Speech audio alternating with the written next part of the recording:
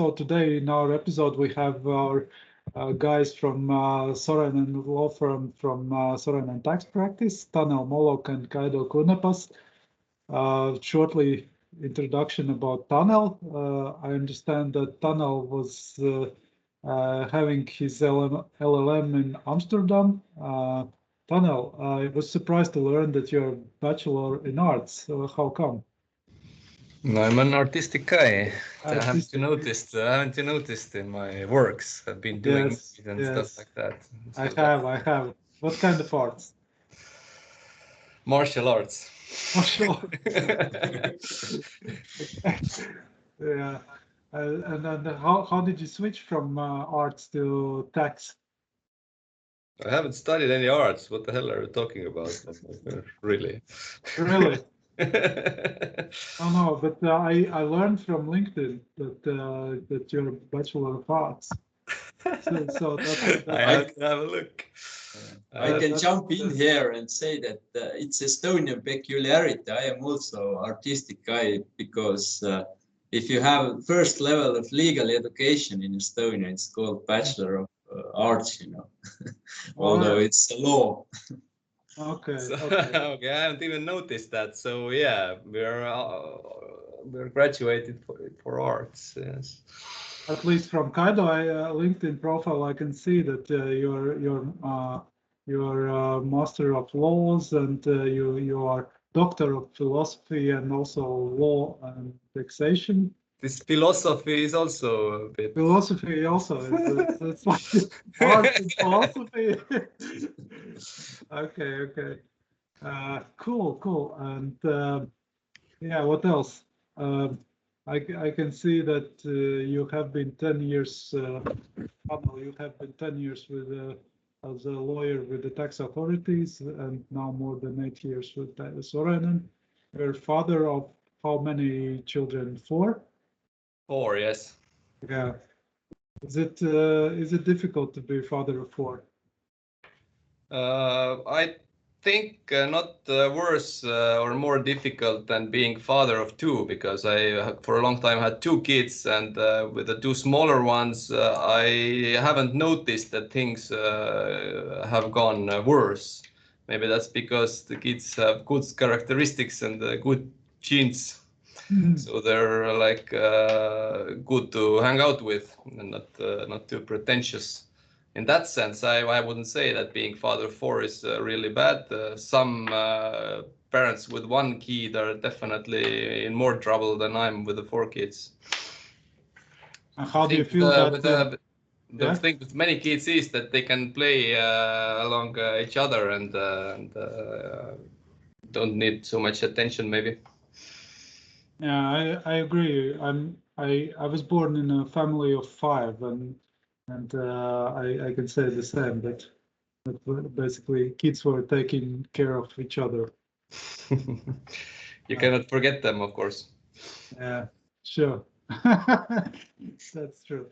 And yeah, and how now in these COVID times, how do you see has your life changed because of that? In the sense that can you really take care of everything working from home? Yes, and actually even better than before, I think, than when I had to sit in the office, or I didn't have to, but it was the, like, let's say, standard practice. Now, when I'm at home, then I can be more flexible and organizing stuff. And what helps really much is the wife is also at home, so we can take turns and everything will get done. So I'm happy with the new normal, to be honest. All right. Now, Kaido, you are, I see, a doctor, like I said, of philosophy Yes. and law and taxation, having your doctoral thesis on preventive measures securing the payment of taxes before determining the tax liability. So what the hell is that? Yes, I decided to write about that, and one judge had exactly the same comment. Why the hell are you writing about this one?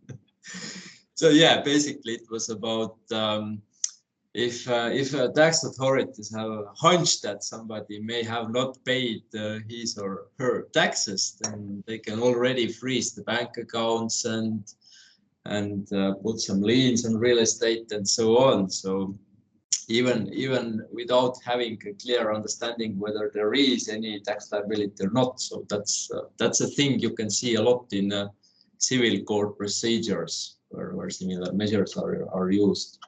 And I was so astonished that we had like hundreds of rulings on that every year in the court practice, and it was like a mystery how judges try to evaluate everything, that how and when you are allowed to apply that kind of stuff. So I looked into it and got like tens of different standards and and rules and formulas. It was very messy stuff in short.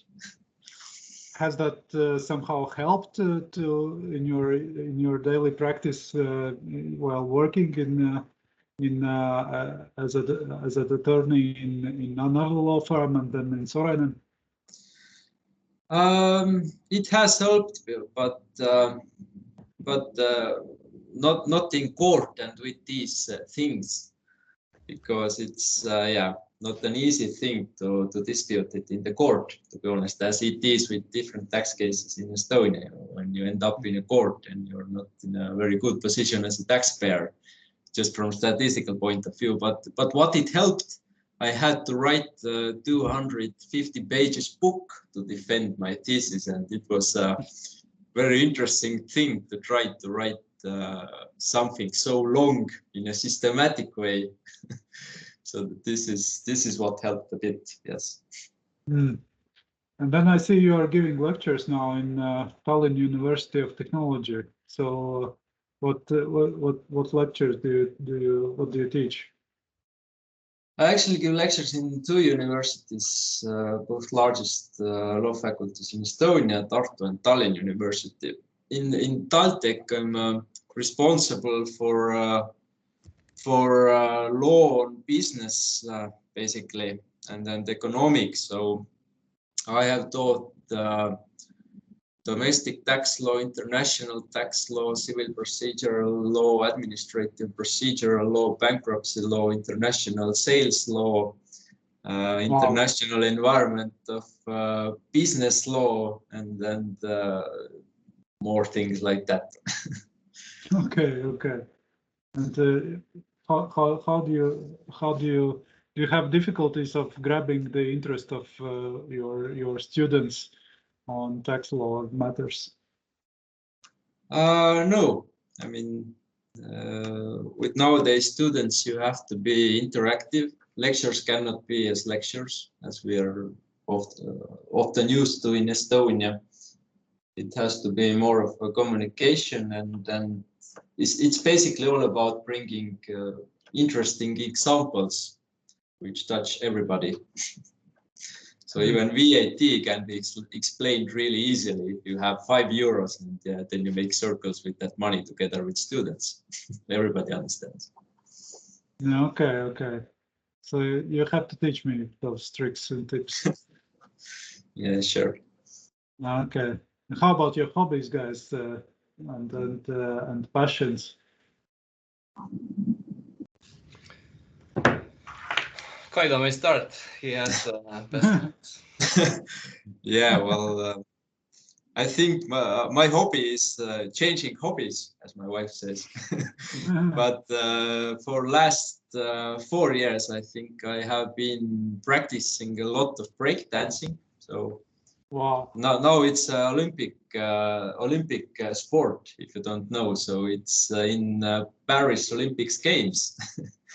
And it's coming very, very popular, and currently I'm involved in trying to build up the community in Estonia and so on. So, and it's the best of the Olympic team. Yeah, Estonia is building Olympic team now as well. It's of course very difficult sport, but if I would have a child, then I think I would recommend to have that kind of sport. So it requires strength, flexibility, some music feeling or bass feeling, and so on. So It's good. But I understand. Let's say now I play golf, and the day before yesterday I made hole-in-one, and I know how to measure golf, but how to measure breakdance. Basically, that's the issue with dances, and that's the issue why ballroom dances are not in the Olympics. But in a breakdance, you have basically different poses and freezes and moves, which have different level of difficulty. So basically, the more difficult stuff you do, the higher points you can get. But there are basically 10 different, more or less 10 different things which are measured when the points are given, starting from listening how you dance into the music until ending how long you can do head spins, basically. Cool. Tanel, how about you? I'm not trying to get into Olympics because this. What I had been doing a lot before all the lockdowns and so on was trying to get into tennis, even though I'm an old guy for that, as a starter, but still half a year or so, just really intensively went to tennis trainings and played with my wife and so on. And it will continue, of course, when everything will be open again. And also a lot of time spent in the nature. That's what gives the calmness and so on. And also you can take the kids with you and spend some time listening to birds sing and so on. This is definitely one of the biggest hobbies I have. Yeah, especially nowadays when you're working from home, sometimes limitless. It makes a big difference to have such opportunity to be somewhere outside in a calm place. Yeah, exactly. Yeah. And returning to my question, how did you start practicing tax? Both of you. Now, Tanel, you start. Yeah, I was in the university doing my Bachelor of Arts, you know. It was an official term. I looked it up in Google that Bachelor of Art with a focus on law. This is a real thing. Okay. Well, anyway, I made this. So now you can join Kert's private clients art section. Yeah. Officially. Exactly. I know a thing or two about art. Well, anyway, I was just writing like in the university each year we had to write in the end of the year one like term paper or something in a certain topic. So in the first year I just wrote about retroactive effect of civil laws, like how can retroactive effect be given into a law. Then second year I went to criminal law retroactive effect. And the third year, I searched for the topic, and then tax law, very good, retroactive effect of tax laws. Then I wrote this paper, and my tutor or the guy who helped me do it or was supervising, his friend was deputy director of the tax authorities. And at the time, there was a really, really big court case about the retroactive effect of some interest rates. And this deputy chief read my paper and asked me to come to work with them because it was a hot topic and court cases and so on, lots in stake. And so, of course, I went, and that's how it started. Actually, from nothing, just a series of coincidences.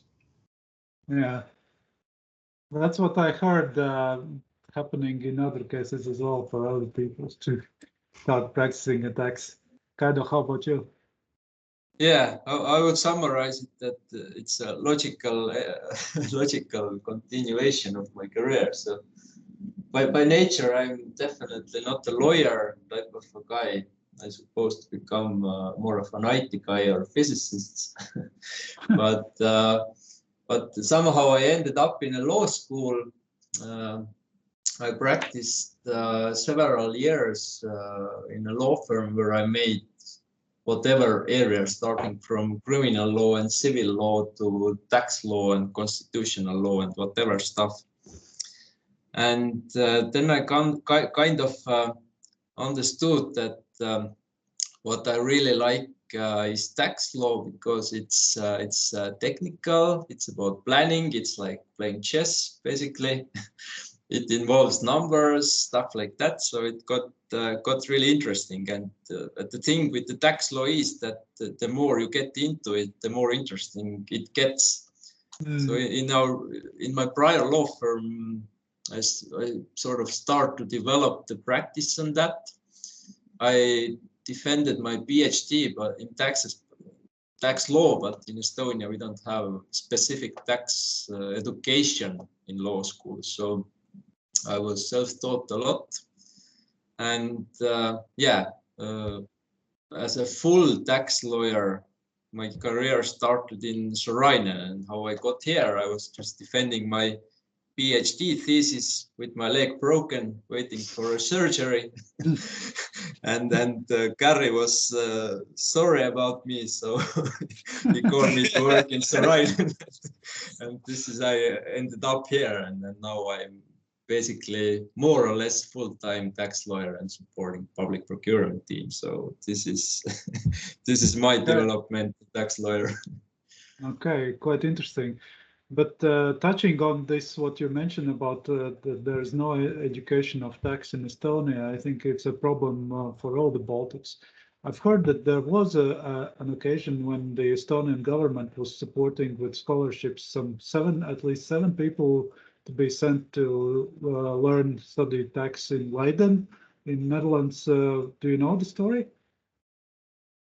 No, I don't know that. I think it was maybe before my time. Okay. That's a good approach, I think, to develop tax support for the governmental needs. It's not a big investment, considering that this is like top level education. Yeah. Only thing after that, I guess, is how you keep the persons working in the government. Yeah, definitely. These are the terms and conditions of being sent to Leiden, which you will sign. Yeah. Okay, going back to the topic of our podcast, tax stories. Is there a story that comes to your mind when we speak about tax stories from anywhere, from your practice, movies, books, whatever?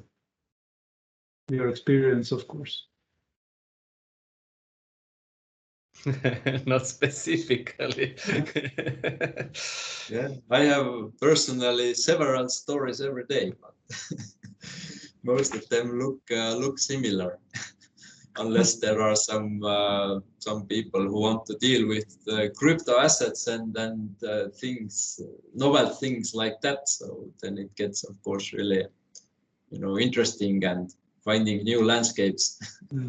What do you see from these crypto assets? Do you see it as a more like some kind of scheme, or and then the possibility for a shady business, or really some emerging undervalued possibilities? I think that crypto is here to stay. So definitely it's not only a boom or something. Obviously, as in a normal economy, there is possibility to find ways how to not pay taxes. There are fraudsters and so on. The same is with crypto assets.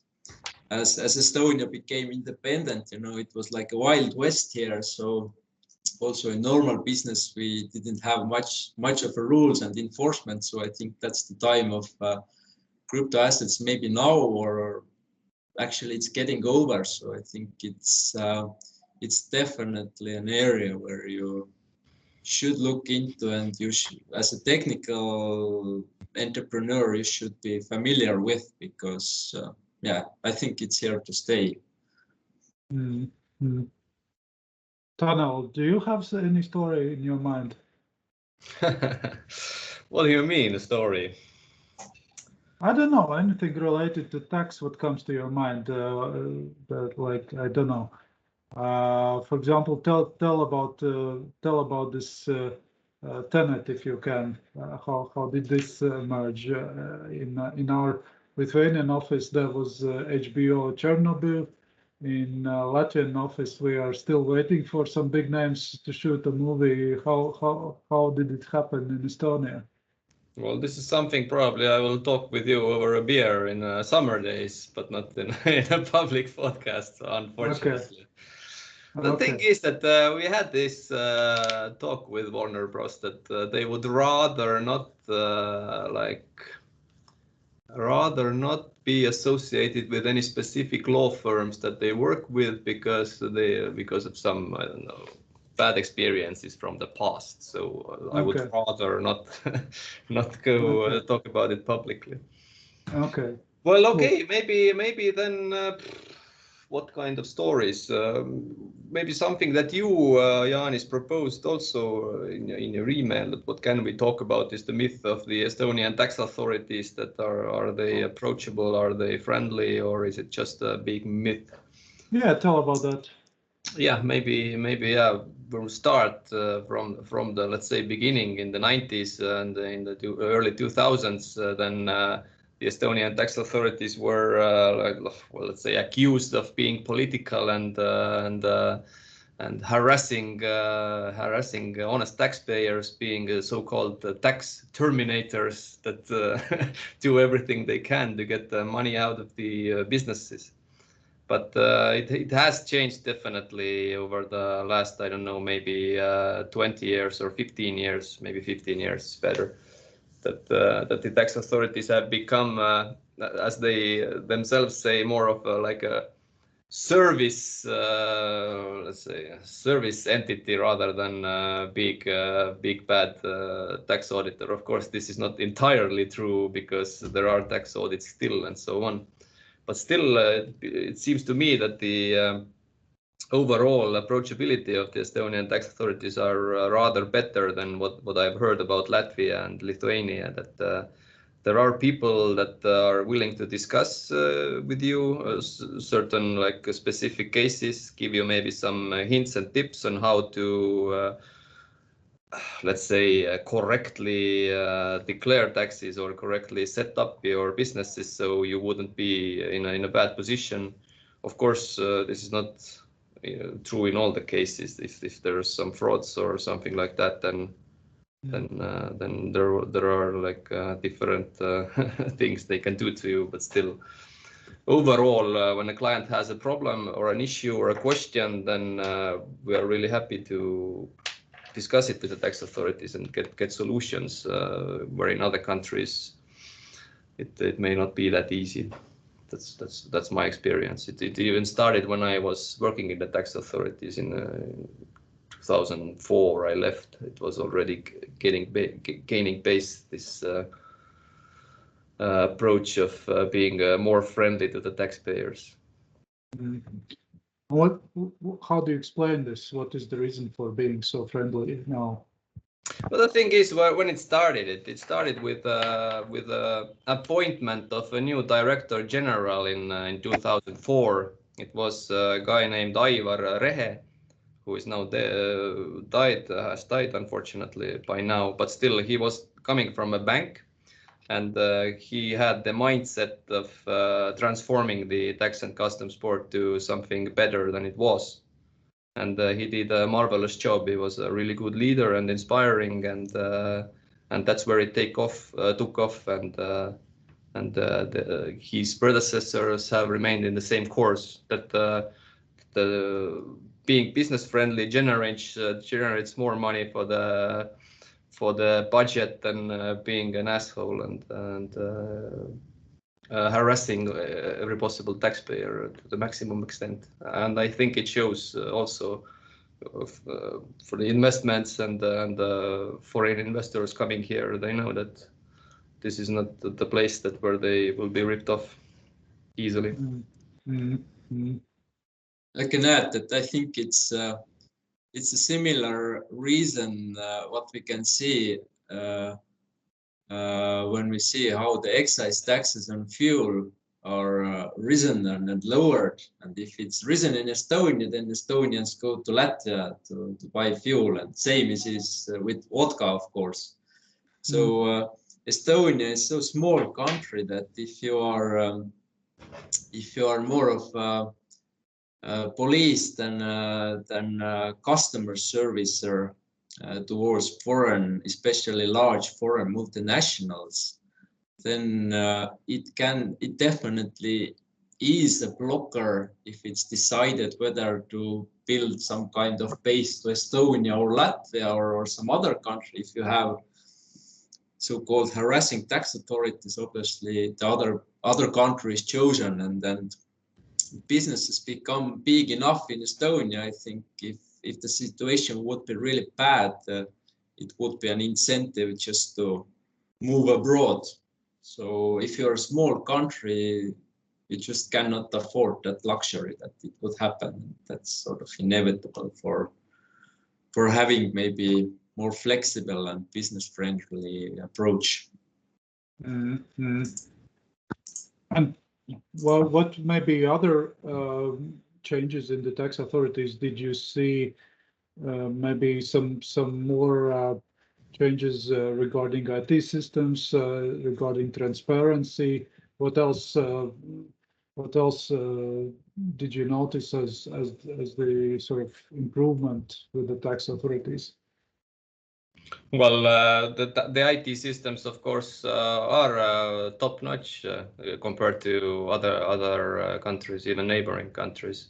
The simplicity is there and really easy to use. This Estonian tax board has this e-taxport system where we have clients that help with compliance.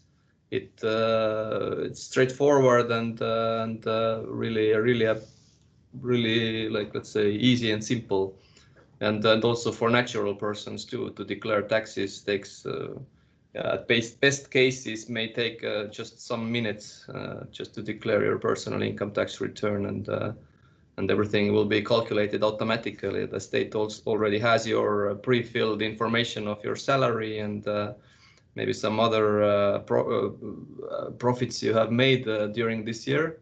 And all you need to do is click next, and please make a refund to this bank account, and that's it. So that's one big plus, of course. And they do a really lot of automatization too in the processes. For example, VAT refund for Estonian companies that have paid excessive VAT.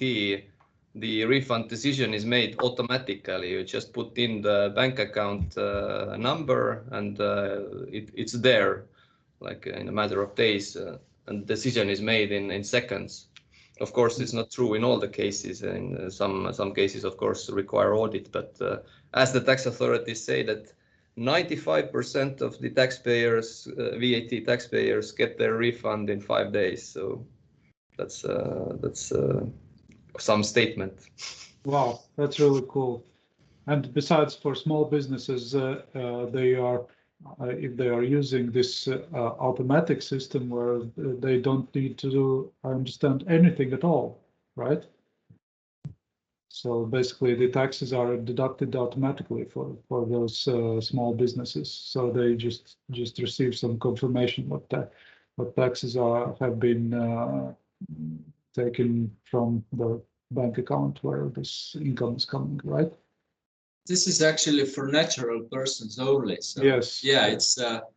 I think one bank is enabling that service, but yeah, it's now possible that if you're a natural person entrepreneur, then you open a bank account, you receive your service fees on that bank account, and basically bank pays the tax money to tax authorities automatically, sends information to tax return, and the entrepreneur just has to, lie back and enjoy the money, and that's it. Okay, and from you, I have a feeling that it's not popular right now. What's the reason? Because Latvia is also considering implementing this system, copying from Estonians again, and but I didn't feel enthusiasm in your voice. Well, the first obstacle was that after the law was introduced, obviously it needs a bank who would provide that technology that the account could send information to tax board. And we waited, I think, at least a year before first bank was willing to invest the money there and make the solution so that it could work. And the idea of that account was that the people who would not pay any tax otherwise, like people who get paid in cash and that's it, they would start using this because then they would sort of be honest in a very simple way so that they wouldn't have compliance cost. And I think it just takes time before more and more people start using that. And obviously it's for only for small business. So if you become VAT payer, it's not reasonable if you get money from company, service fee from company. It's there's double taxation. So so it's not working for these schemes. But those plumbers, for example, if they come for a small service, are they really using this, or it's just currently the system on paper? Well, I don't have the statistics, but I guess some babysitters and Uber drivers and and then Bolt drivers are using that, but I haven't heard that it's very popular. In some cases, it was used during Corona times when non-residents were locked in Estonia, and non-resident employers, there was a threat that they have to register for taxpayers in Estonia, and this was a sort of short-term solution to avoid that issue, but that's over now, hopefully.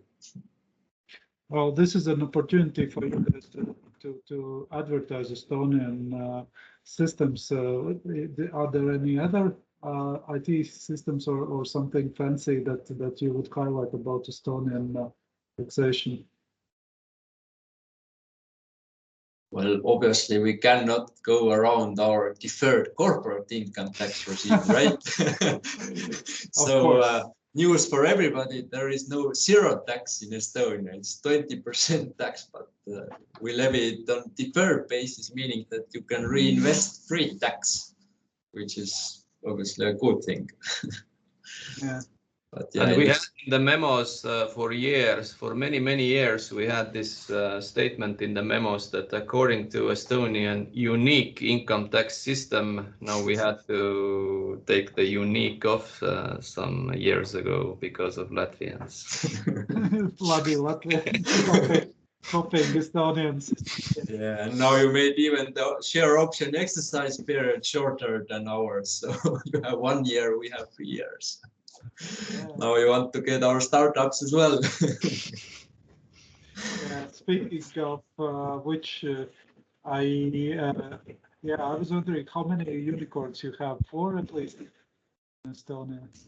I think it's 5 now. Yeah, 5. Excellent.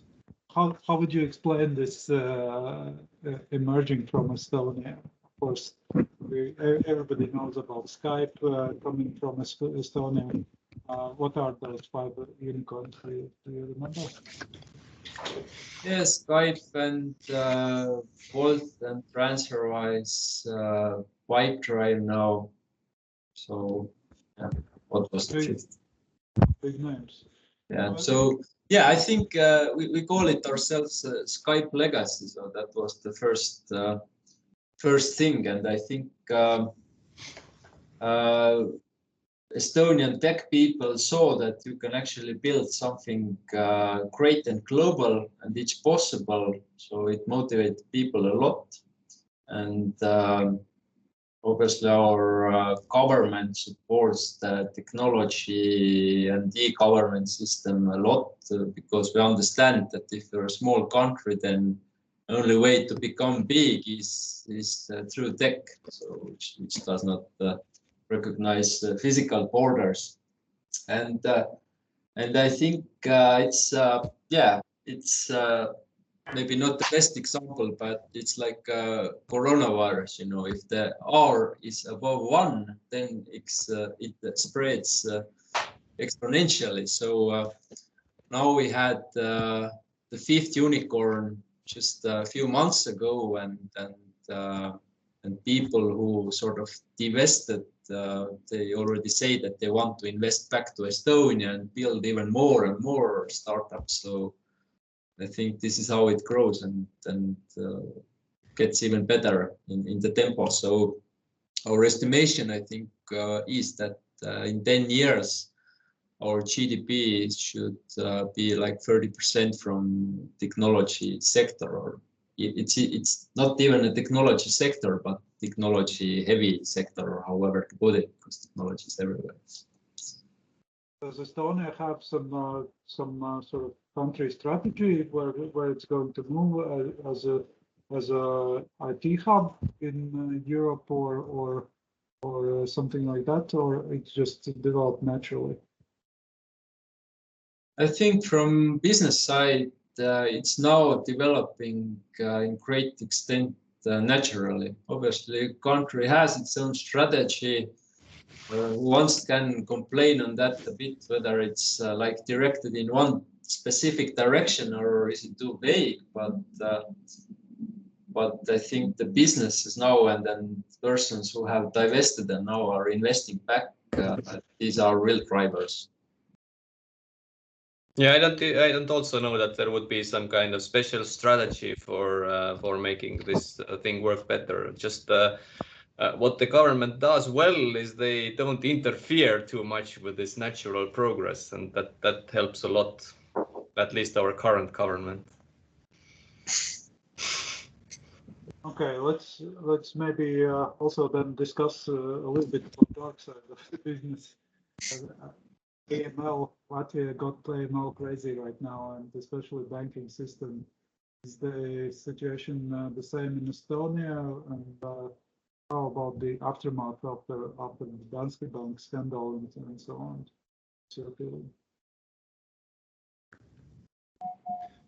But the same issues probably here in Estonia, as you say, that these AML issues have become really crazy because the banks have had some slaps from the financial authorities, and now they're super careful with opening new bank accounts, and it's really difficult to talk with them on a topic that when you have a non-Estonian client who wants to open a bank account, then it's really hard to say if and how it will work, and really hard to predict how it will go.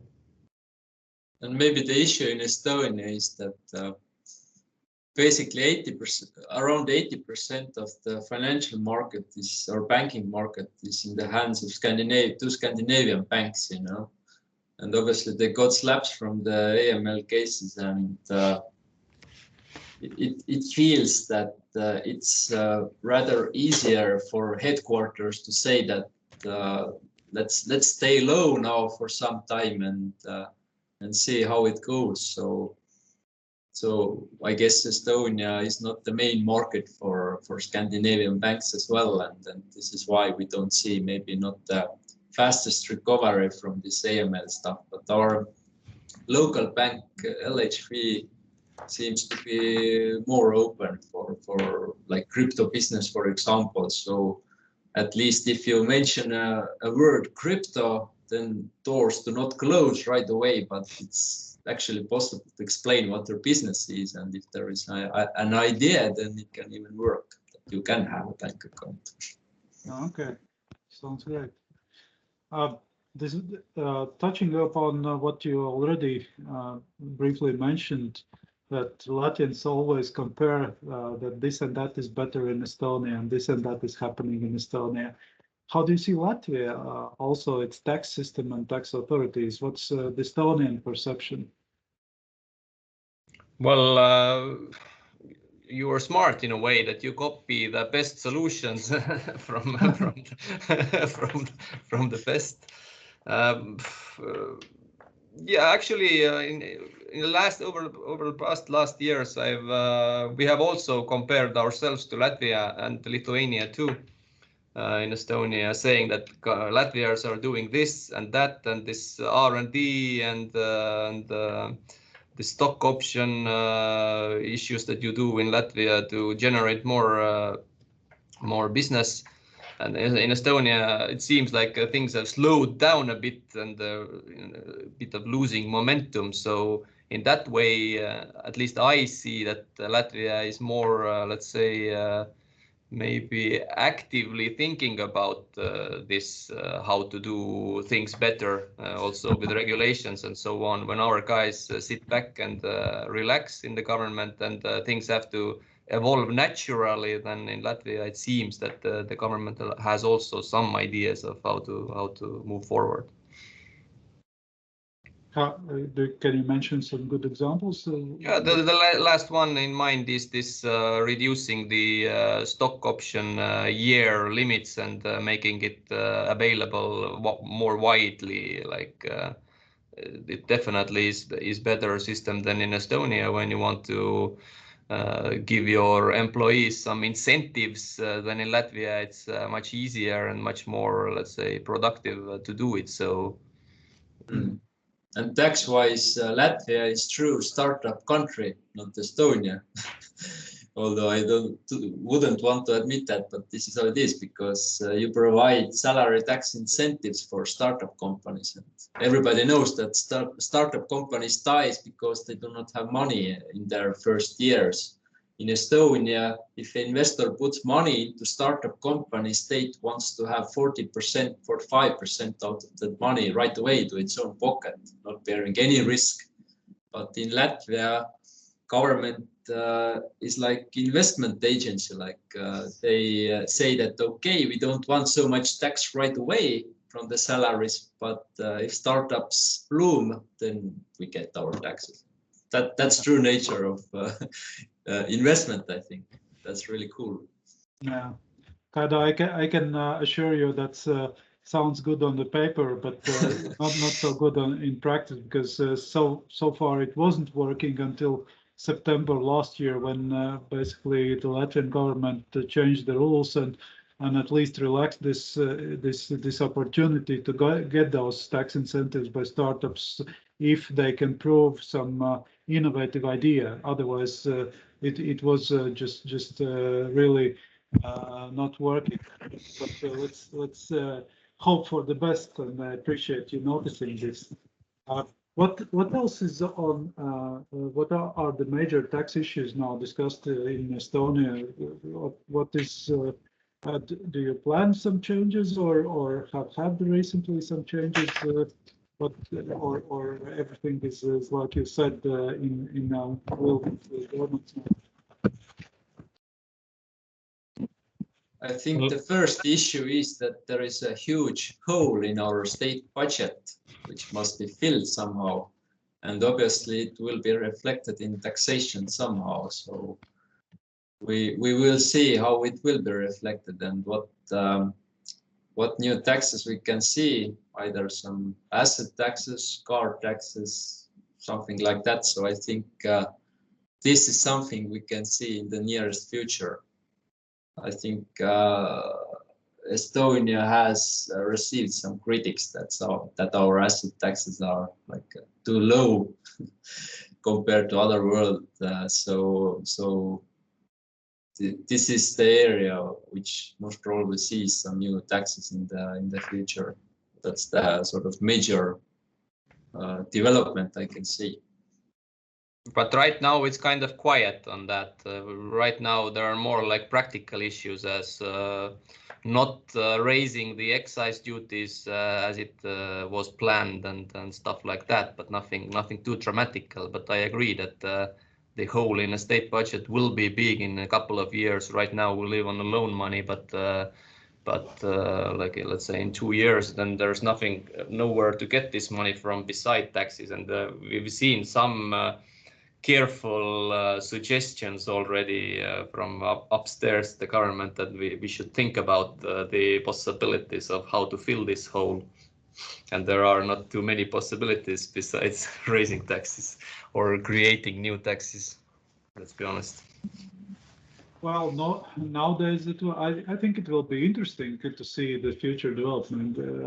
The Americans are rocking the boat with the global news of having this global minimum tax for multinational companies, and the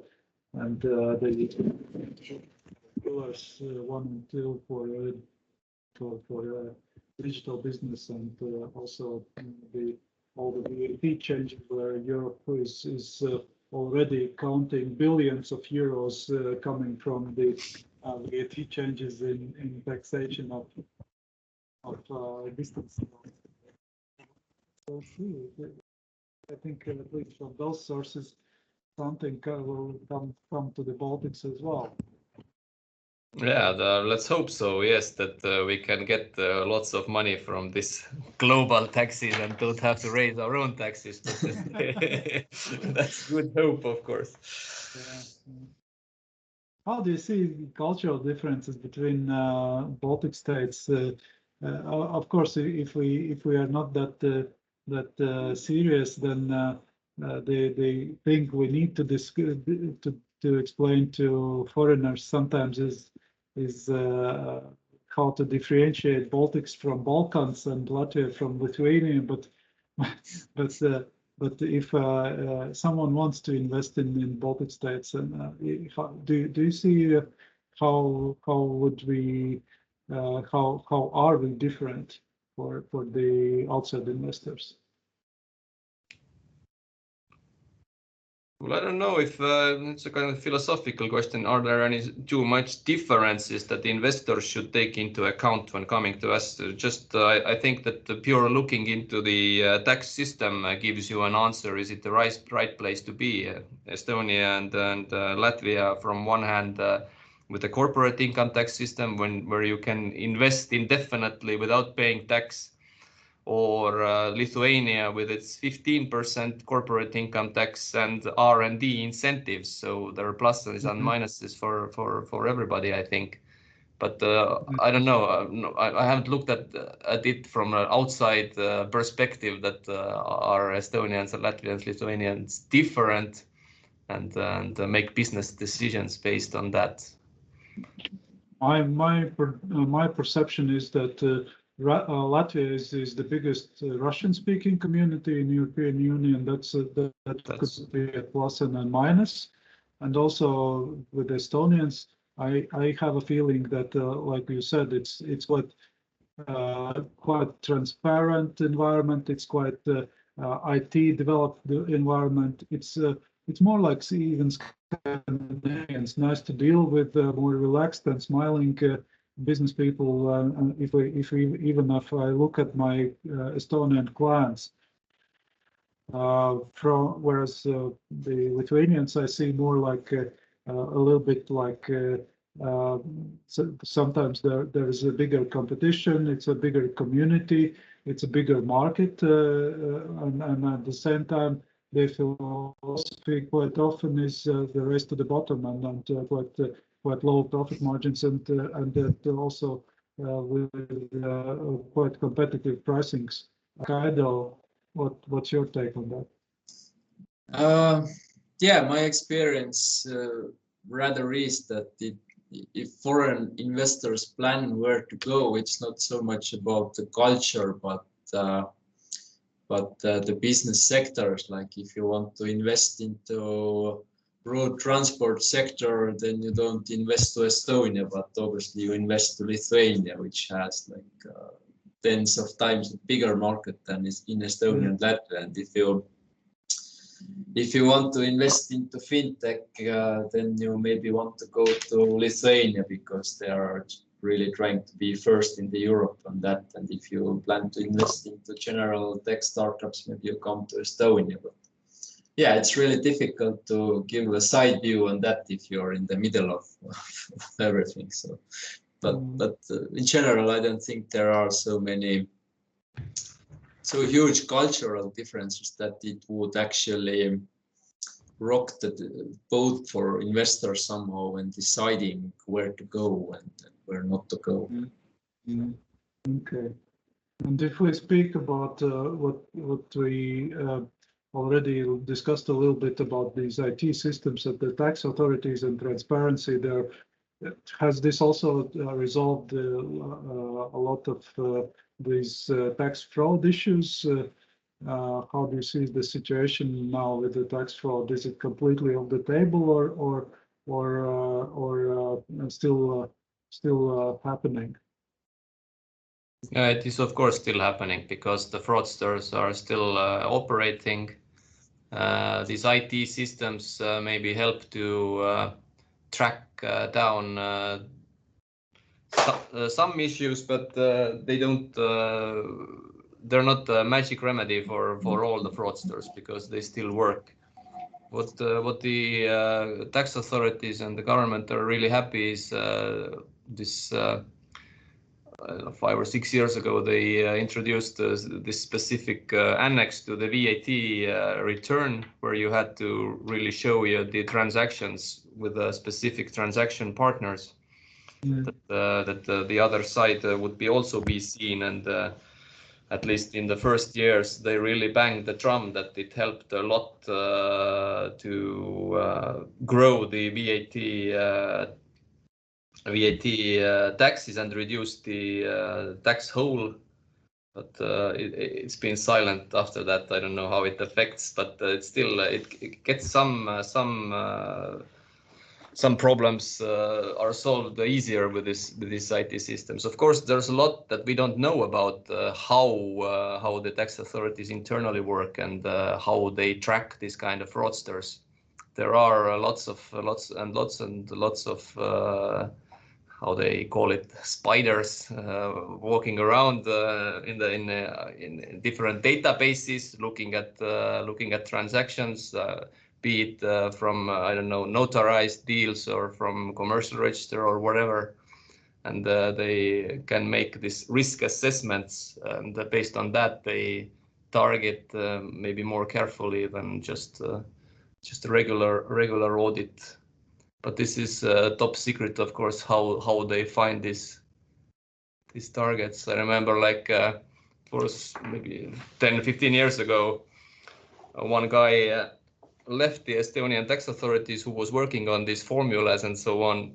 And in his new company, he, of course, started using these weaknesses. And it was about, I don't know, 30 million or something. He got back as wrongfully with his VAT returns when he was exposed. So you can imagine why this is top secret, because there are weaknesses. Okay, and what was the conclusion of this story? The conclusion was that I don't know what they did with this guy. I haven't heard about it. He was probably motivated not to do it anymore.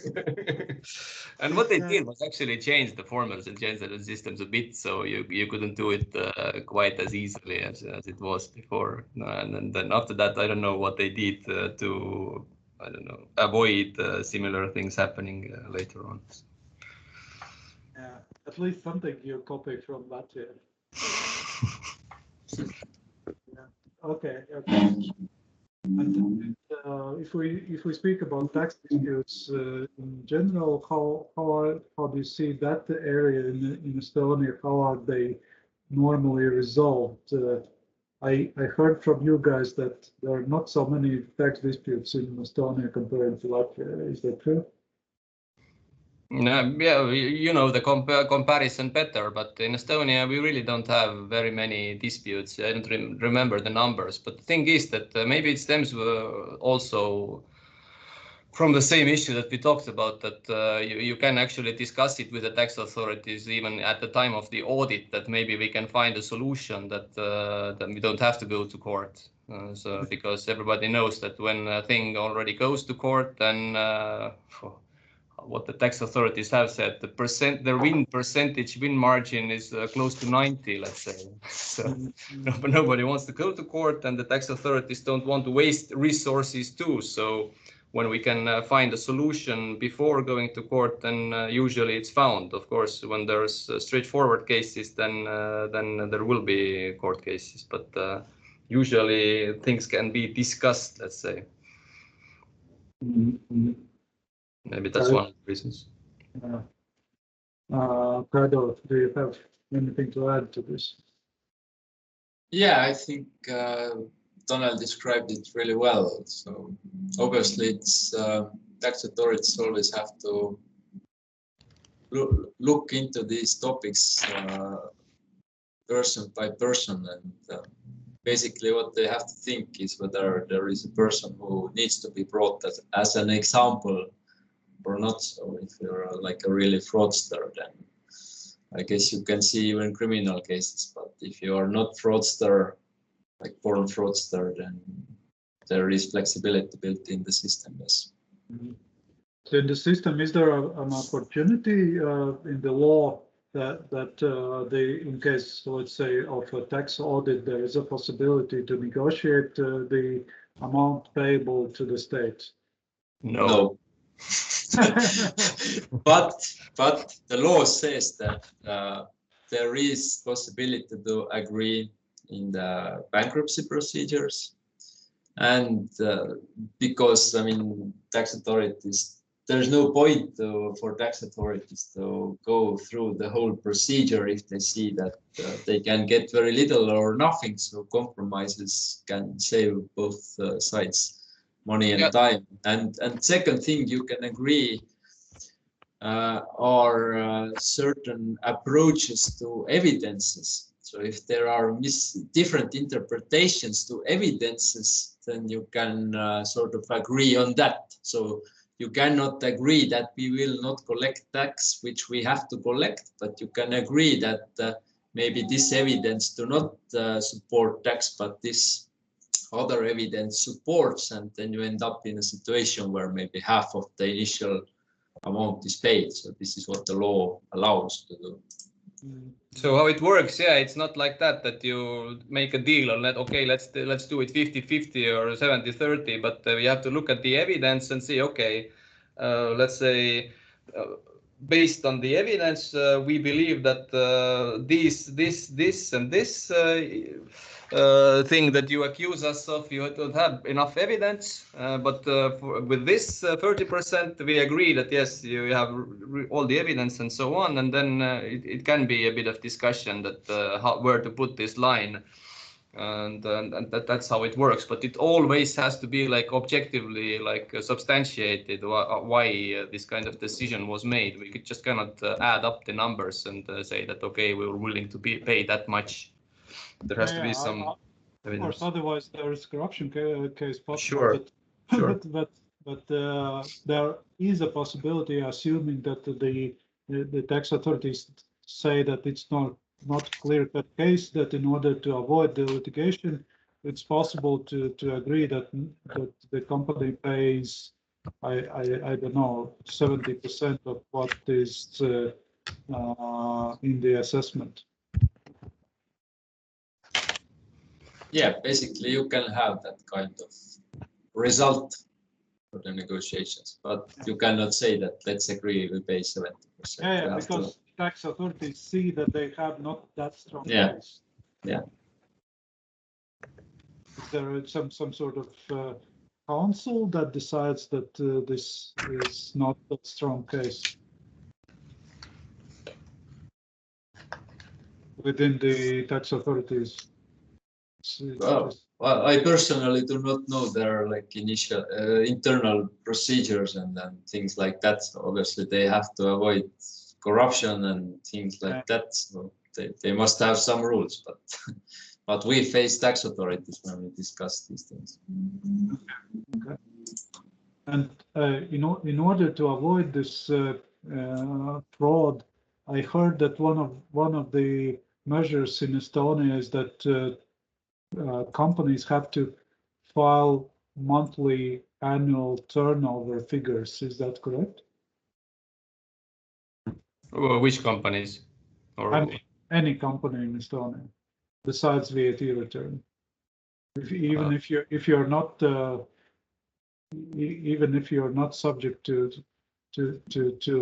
VAT return, then you have to file some monthly turnover figures, because I understand, I've heard from several clients that the problem in Latvia is that there is 1.5 years until the company submits the annual turnover figures in the financial accounts, and during this time a lot can happen, and a lot of fraud actually happens. And they referred to Estonia, that in Estonia it's not possible because companies are filing monthly turnover figures. But I can imagine that it happens through VAT returns. No, that's the first time I hear about that, at least, that you have to file some monthly turnover. The VAT return is as it is, that you have to show your taxable supplies of the concrete month, and that's it. And in the annex, you have to show transactions with the concrete transaction partners. And that's it. You don't have to calculate really and balance sheets and stuff like that. I have a company with no VAT number, and I don't submit any returns. Okay. So yeah, and, shouldn't. But even if you do submit, the information shouldn't be public, right?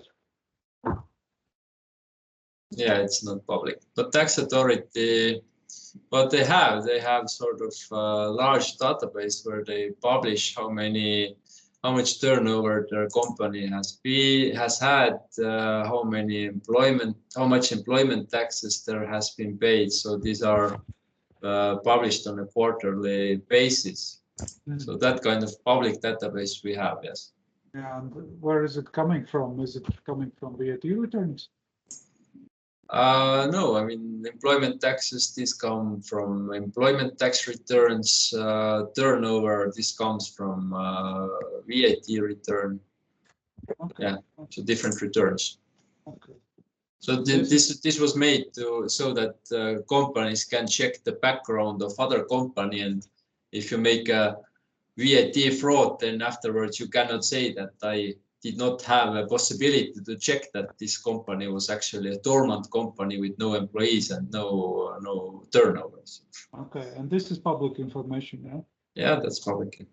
Okay, very cool. This is something we don't have in Latvia. Okay, guys. Well, this has been a really cool information also for me as well. And what is the line when a case goes to criminal case? Is there a clear-cut line in Estonia? By law, there obviously is, yes, because our penal law provides a rule when the non-payment of taxes is a crime. So if it is intentional, and if the unpaid tax amount exceeds 40,000 euros, then it is already a crime. But it's very rare that you can see criminal case in income tax cases. Basically, this provision is used only in VAT cases. Yeah, but then also like big VAT, high-profile VAT fraud cases, when we have a regular company that has, I don't know, maybe did some schemes even, and the amount is more than 40,000, and then usually the state doesn't go after them with the whole with all the guns, but it can happen, of course. Okay, cool. In Latvia, the threshold is 25,000 euros, but yeah, it's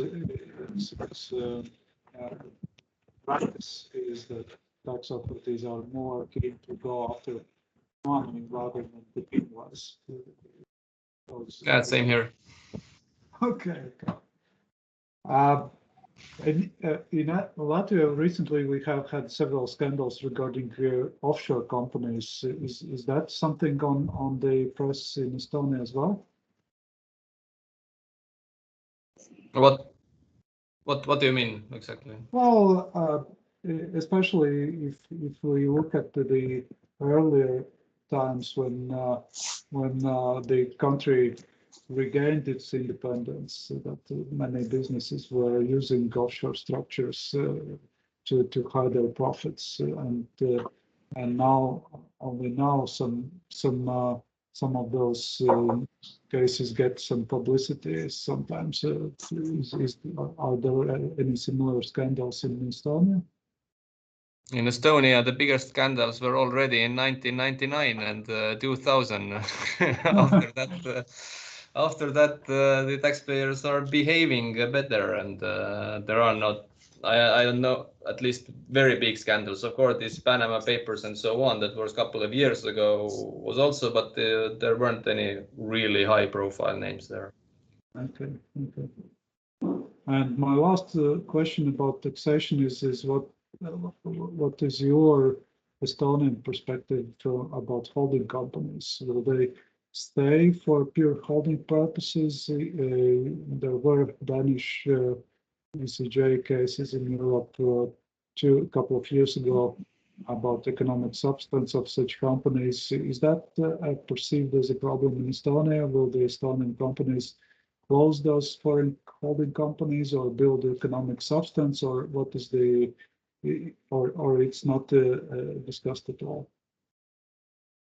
Yeah, well, my feeling is that it's not a real issue today, at least at the public level for tax authorities. So usually Estonian holding companies are used to have something below them, some structure.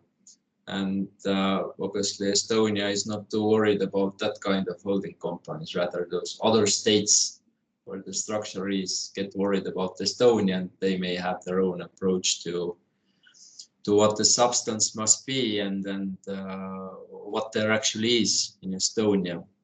So in that sense, yeah, we haven't faced any major issues or even ripple effects from those Danish cases here. Mm-hmm. I don't know, maybe Tanel has other experience, but no, it's not the subject of discussion. At least I haven't really heard about that. So it hasn't been popular that Estonian operating business has a foreign holding company and Estonian beneficiaries behind the holding.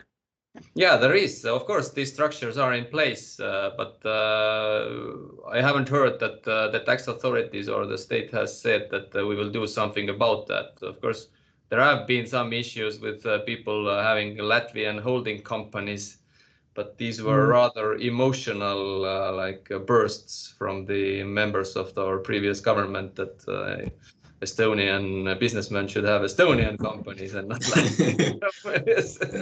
And of course, yeah. That wasn't really educated, let's say, reasoning.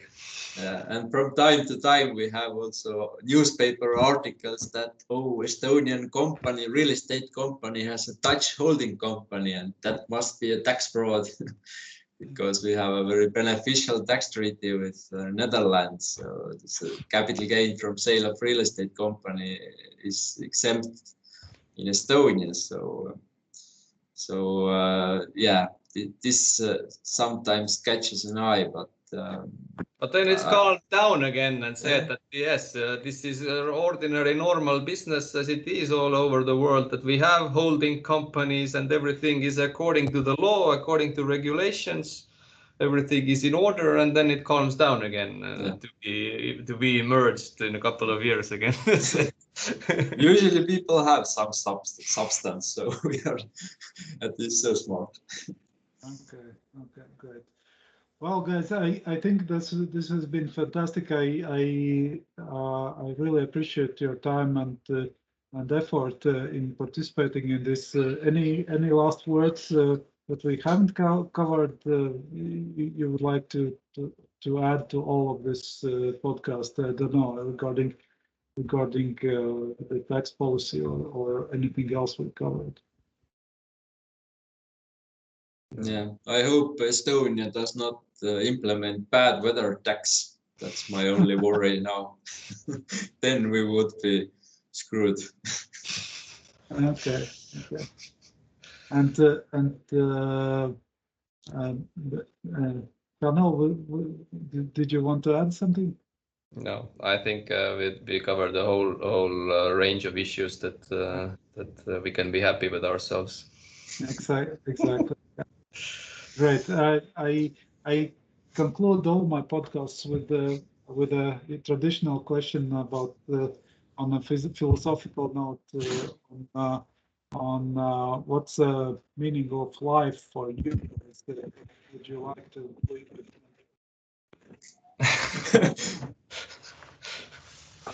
Sorry, Janis, can you repeat the end because somehow connection was bad or something? Yeah, I was asking what's meaning of life for you specifically. What would you like to leave behind to your kids, and maybe some ideas how it should be better.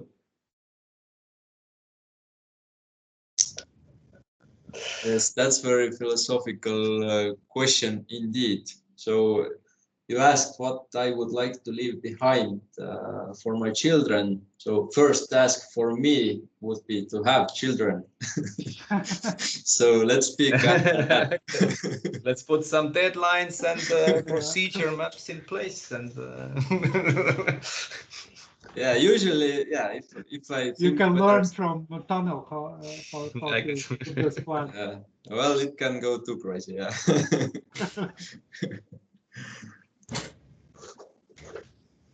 Yeah, well, life is given for a short time, so I think the meaning of that is that you should enjoy it as much as possible and spend time only to things which are worth for your time.